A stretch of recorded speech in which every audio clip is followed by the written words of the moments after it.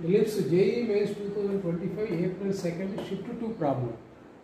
If the length of the minor axis of an ellipse is 1/4 of the distance between foci, అంటే 2b is equal distance between foci 1/4 of 2AE.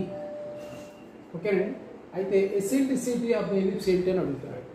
So this is the condition finding eccentricity of the ellipse. Okay అండి. ఈ 2 table cancel అయితే AE equal ఏమవుతుందండి 4b.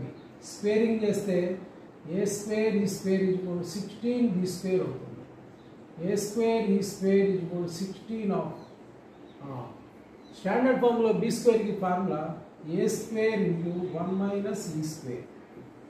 Both sides a square cancel చేస్తే ఈ square equal 16 minus 16 ఈ square అవుతుంది. అదైతే ఏమవుతుంది 17 ఈ స్క్వేర్ ఈక్వల్ 16 అవుతుంది.